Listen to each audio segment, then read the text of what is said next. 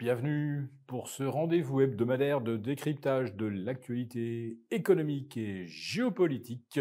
En mode affranchi, je salue tous les abonnés de TV Liberté pour cet épisode que je vais intituler La France de mytho en fiasco.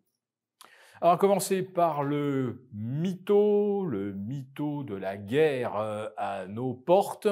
Alors, je dois avouer que Emmanuel Macron n'est pas le seul à le porter désormais. Il y a encore plus enragé, plus excessif que lui, outre-Rhin. En effet, le nouveau chancelier, Friedrich Merz, est en train de nous vendre une guerre qui a déjà commencé avec la Russie. Oui, on est déjà en guerre. Ah, qu'est-ce que Emmanuel Macron aimerait pouvoir le dire aux 20 heures. Bon, le chancelier allemand, lui, évoque les cyberattaques. Bien sûr, elles viennent toutes de la Russie, jamais de la Corée du Nord, jamais de Chine et voire jamais des États-Unis, nos chers alliés naturellement. La guerre, c'est peut-être aussi une façon de détourner notre attention d'un péril qui me paraît beaucoup plus grand aujourd'hui, qui est le péril de la dette avec la France, qui porte 3 400 milliards de dettes, environ 50 000 euros par Français. Donc, on va dire que ce fardeau écrase déjà la génération Z et probablement leurs enfants, autrement dit nos petits-enfants.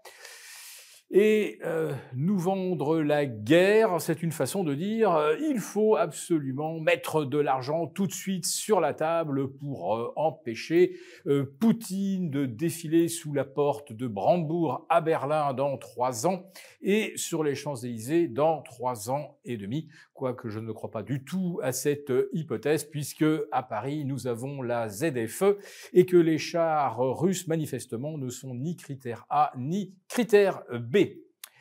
Donc, la guerre, c'est le prétexte pour venir nous faire les poches avant que les agences de notation ne nous dégradent. Et oui, la principale attaque contre la France, ça ne sera pas une attaque russe, naturellement, ce sera une attaque des marchés financiers contre notre dette si nous ne nous trouvons pas les moyens de la colmater. Or, vous le savez, ce n'est pas par les économies que le gouvernement va le colmater, et non, évidemment, il va continuer de dépenser 60 milliards d'argent public dans 1200 agences d'État, plus des ONG dont on ne sait absolument pas ce qu'elles font. En revanche, on sait ce qu'elles nous coûtent, donc il n'y a jamais d'économie en France, il y a toujours de la ponction. Alors comme au niveau impôts, taxes, on est allé au maximum de ce que l'on pouvait faire, eh bien ça y est, on nous invente maintenant le grand emprunt patriotique. Ça a été dévoilé le jeudi 20 mars. En quoi cela consiste-t-il? Eh bien, on va lever 500 millions d'euros. Et je pense que ce n'est qu'un début, sous forme d'un emprunt. Un emprunt. Alors tenez-vous bien, dont la rémunération sera variable.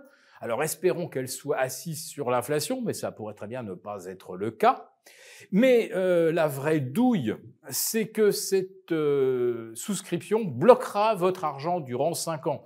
Alors imaginez que d'ici 5 ans, l'inflation soit à 5 ou 6%, vous aurez pratiquement perdu 30% de votre mise et vous ne pouvez pas récupérer l'argent. Donc vous voyez, c'est une souscription volontaire et derrière, immédiatement, vous avez une confiscation. Vous voyez bien que notre gouvernement est complètement aux abois. Alors, en Allemagne, donc, Merz vend la guerre. Pourquoi? Parce qu'il faut justifier un plan de réinvestissement de 500 milliards d'euros qui enterre les principes de bonne gestion allemande de l'après-chute du mur de Berlin. Donc, fini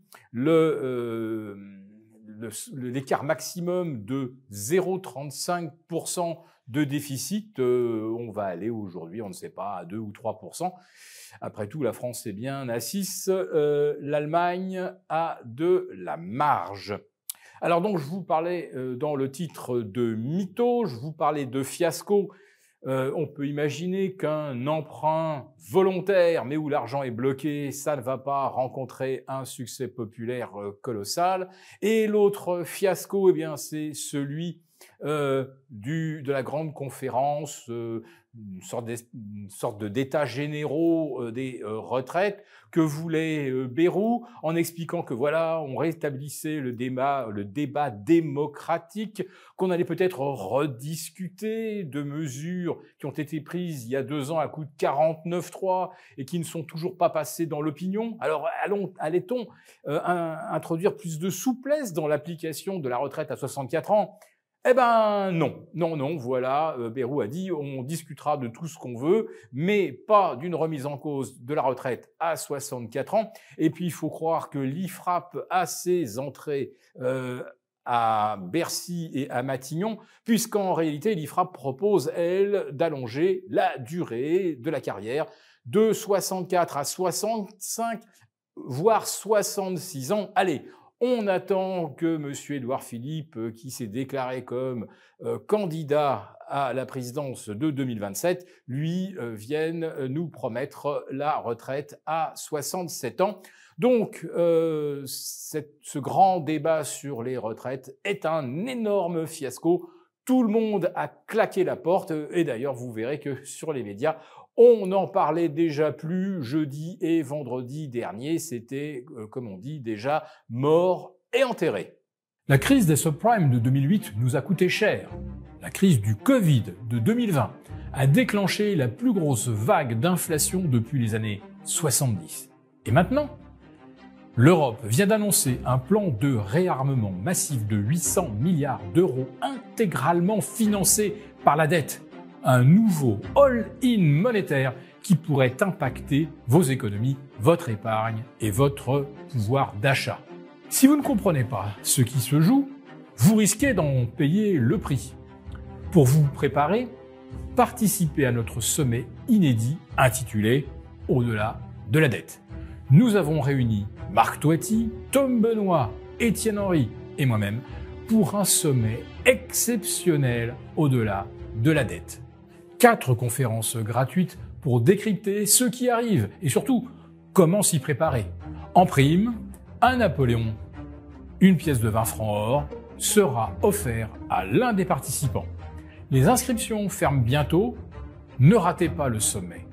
Cliquez sur le lien et réservez votre place dès maintenant.